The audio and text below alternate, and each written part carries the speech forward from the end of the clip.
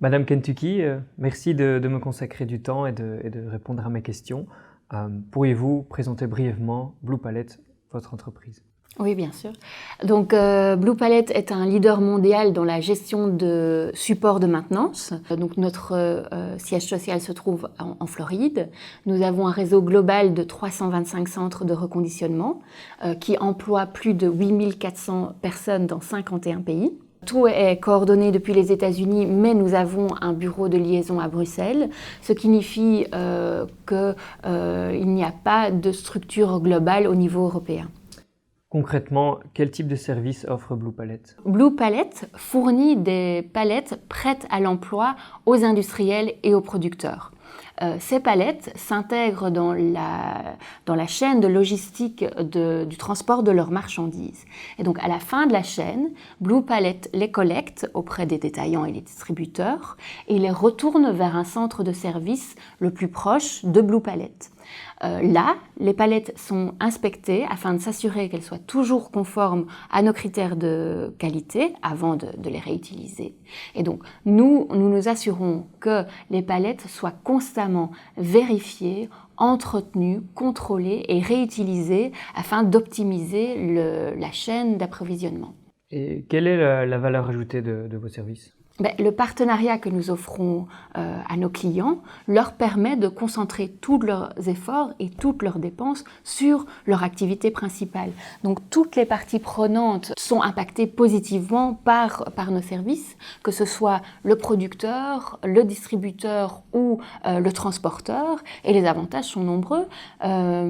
Le coût d'achat ou de maintenance n'est pas à leur charge. Les palettes sont de bonne qualité. Le coût des transports et de stockage est réduit et il y a une optimisation de l'utilisation des véhicules. D'accord. Et quels sont les enjeux actuels auxquels Blue Palette est confrontée?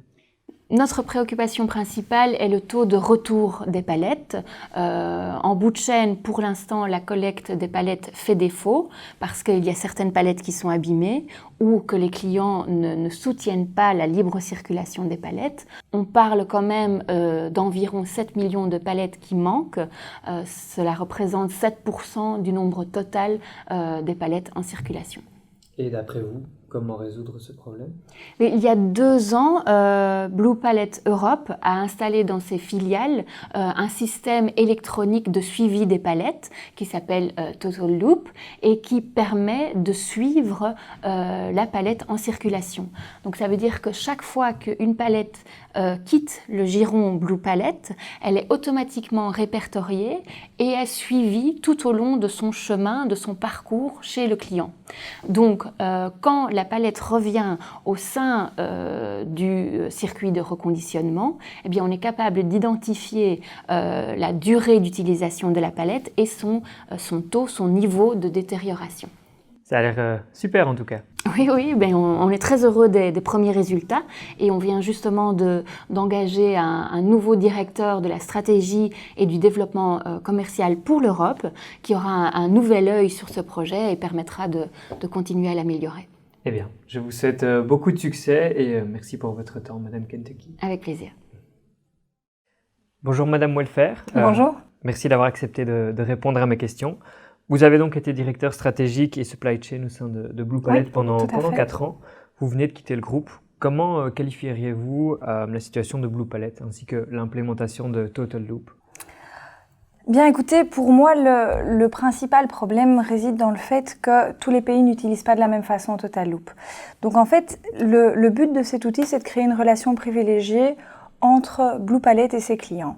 Donc c'est-à-dire qu'on va insérer un système de puces électroniques dans chaque palette qui vont ensuite être suivies par un système de tracking, ce qui va permettre qu'en fait on puisse suivre le déplacement de chacune des palettes. Ça, c'était l'idée de départ. Et comment les clients réagissent-ils? Bien écoutez, ça dépend vraiment des régions. Donc par exemple, au Benelux, on a une très grande densité de tout ce qui est infrastructure routière. Donc du coup, les palettes, elles circulent super rapidement. Et donc du coup, là, ça fonctionne assez bien.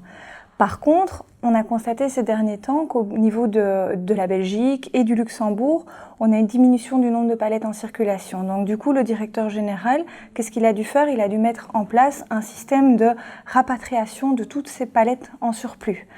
Et en plus de ça, il y a une autre difficulté au Benelux, c'est-à-dire qu'étant donné qu'il n'y a pas de centre de coordination générale, on a difficile à étendre nos contrats et à finalement gagner de nouveaux contrats avec des filiales du groupe.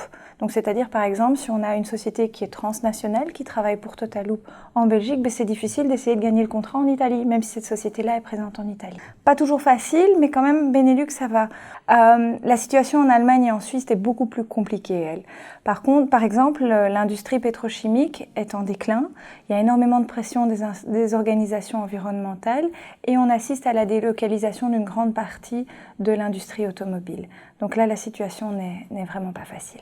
D'accord. Et qu'en est-il de Total Loop ? Mais écoutez, vous n'allez pas me croire, mais il y a encore une grande majorité des clients là-bas qui utilisent un reporting papier pour suivre les palettes en circulation. Oui, c'est difficile à croire et la supply chain Europe centrale n'a pas trouvé de meilleure solution. Ce sur quoi ils se focalisent par contre, c'est de se déplacer leur siège à Munich pour pouvoir mieux implémenter Total Loop en Allemagne et en Suisse, ce qui est pour moi une aberration. Aux dépens du Benelux, si je comprends bien. Exactement. Et qu'en est-il du coup des autres régions ? En France, il y a deux problèmes. Le premier problème, c'est qu'il y a un taux extrêmement faible de retour des palettes. Et le deuxième problème, c'est que ces palettes qui reviennent, elles reviennent souvent endommagées. Et on a même des palettes où on ne sait simplement pas du tout où elles sont. Donc voilà, la situation en France est complexe. Et pourquoi n'avez-vous pas suggéré d'utiliser justement Total Loop dans cette zone ? Comme je vous l'ai dit, c'était absolument pas mon rôle. Il n'y a pas d'accord ou d'approche commune au sein de Blue Palette en ce qui concerne la stratégie d'implémentation de Total Loop en Europe. Certains clients, par exemple, ont suivi une formation de plus de 3 mois pour savoir comment utiliser Total Loop, alors que j'ai entendu dire que, par exemple, le secteur de la construction veut absolument pas entendre parler de Total Loop parce qu'ils considèrent que ce système n'est pas un système qui a une plus-value pour eux et que c'est pas leur business et que c'est pas à eux de payer pour un système de retour des palettes. Ils s'en contrefichent en quelque sorte. D'accord. Et qu'en est-il justement de la situation de l'Espagne et de l'Italie ? Ces régions dépendent aussi de la supply chain Oui, Europe du Sud. Tout à fait. Si on se réfère à l'organigramme de Blue Palette. Oui, tout à fait. Vous avez raison. Alors en Espagne et en Italie, on a une excellente croissance au niveau du secteur des fruits et légumes, ce qui est très positif. Ça fonctionne assez bien tant au niveau du marché domestique qu'au niveau des exportations internationales. Total Loop aussi, au niveau de son implémentation, ça a donné de bien meilleurs résultats. Pourquoi ? Parce que dans cette zone, on a des très bonnes relations avec nos clients. Et donc, du coup, ça facilite. Avoir des bonnes relations clients, c'est quelque chose de facilitant. Chacun y met du sien, en quelque sorte. C'est encourageant. Oui, c'est vrai. Mais avez-vous constaté que d'autres pays étaient des élèves modèles ?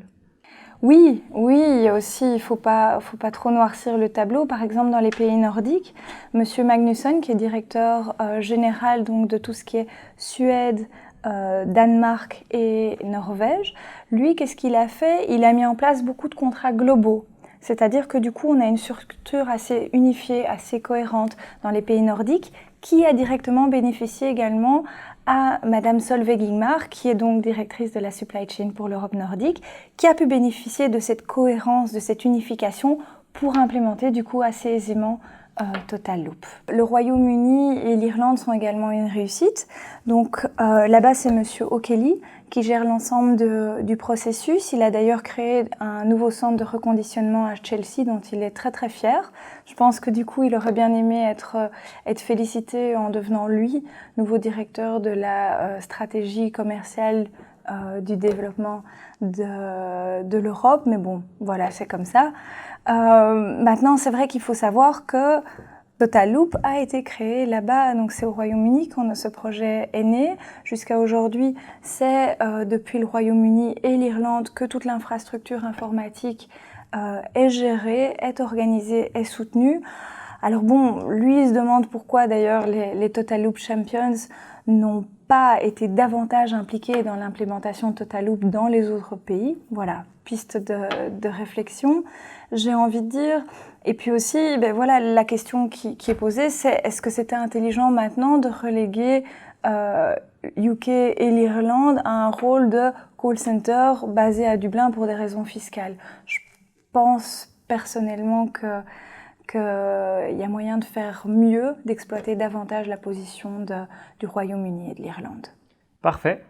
Tout cela me semble très clair. Je vous remercie pour votre temps. Avec plaisir, je vous en prie.